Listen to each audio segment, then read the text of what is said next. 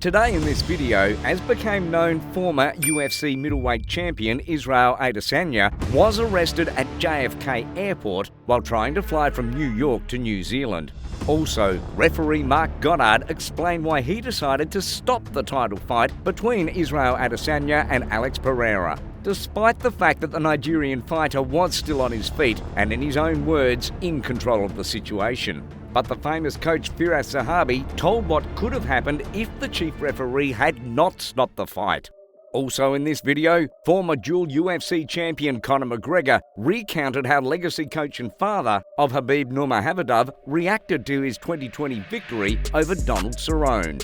And let's see what he meant. So today's release will be very interesting.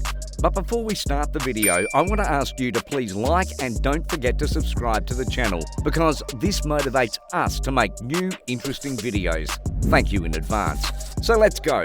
News broke last night that former UFC champion Israel Adesanya had been detained at New York's John F. Kennedy Airport.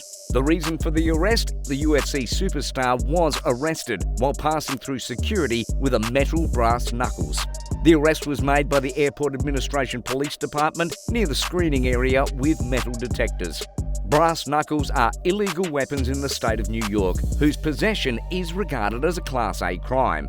Therefore, they cannot be carried with you, including in-hand luggage on board an aircraft. The fighter's manager, Tim Simpson, told TMZ Sport about the incident. A fan gave Israel a gift that he put in the luggage. When he was detained at the airport, Israel quickly disposed of the item and cooperated with the authorities. Immediately obeyed them, the matter was terminated and he is heading home. Even though Adesanya is not a US citizen, he can still face charges. And if Israel is found guilty, he could face up to 1 year in prison plus fines. Of course, Izzy unknowingly took brass knuckles on board, or he just didn't know about the local laws. So hopefully everything ends well for Izzy, and we will be watching developments.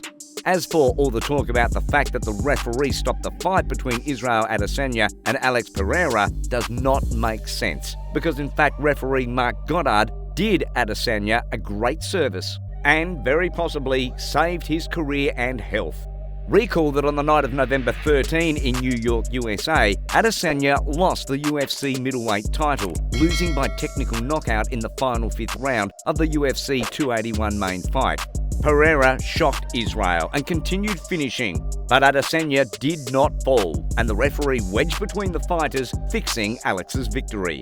The well-known coach Firas Zahabi told what could have happened if the chief referee had remained indifferent.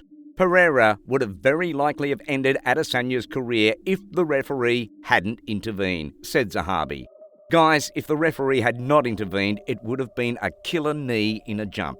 Guys, Alex Pereira has the coolest jumping knee I've ever seen in any combat sport. It is simply incredible in this incredibly explosive giant, and he throws it out amazingly fast. In general, I think for such a shocked Adesanya, a knee was just asking for it.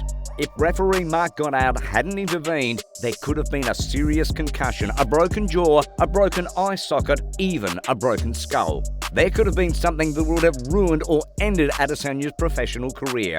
So I am very grateful to Mark Goddard for this stop, summed up the coach. I'm going to be honest with you. When I sat next to the octagon right after the fight, I thought, no question, fight should have been stopped, if not stopped earlier. But then when I started watching it again, I always catch myself going, whoa. And I was like, well, maybe he could have kept fighting. But the reality is, I still think that it was a good stoppage. But there's a little bit more reservations in that thought than I had initially. Referee Mark Goddard explained why he decided to stop the fight. Thank you to everyone who understands the role we play. Protection is paramount. Decisions end the second they are made, but responsibility and conscience lives forever, the Briton wrote on the social network. What do you all think of this? Write your own thoughts in the comments. Those calf kicks have changed the fucking game. Yeah. I can't believe. I was talking to Michael Bisping, who was UFC champion, and he said that literally he got through his entire career before the calf kick came along, which is so wild when you think about that. Right. And as we move on, former dual UFC champion Conor McGregor recounted how legendary coach and father of Khabib Nurmagomedov, Abdulmanap Nurmagomedov, reacted to his 2020 victory over Donald Cerrone. Abdul Manap said that this fight was like magic, and he was right. In this fight, I hit with 100% accuracy and didn't miss a single one, the Irish fighter wrote on a social network, posting a photo from the fight. Let's see what he meant. As you may remember, in January 2020, Conor McGregor returned to the octagon after a nearly 2-year hiatus. And as many fans believe, Donald Cerrone entered the octagon with Mac to become the springboard for the former champion to really high-profile confrontations, which the UFC had planned for Conor. The cowboy completed the mission so successfully that many doubted whether Dana White had arranged a production, but of course not. In fact, Donald even then looked unimportant, even against the background of McGregor. The Irishman began by clinching the cowboy and smashing his face with shoulder strikes. Then Mac shook the opponent with a high kick and began to finish off.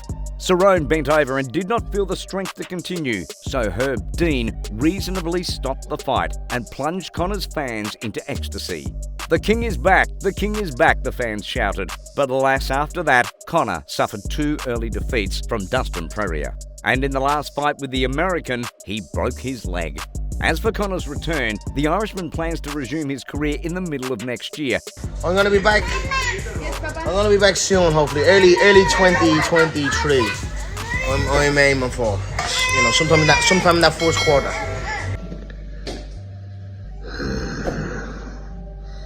I told you I'd be back.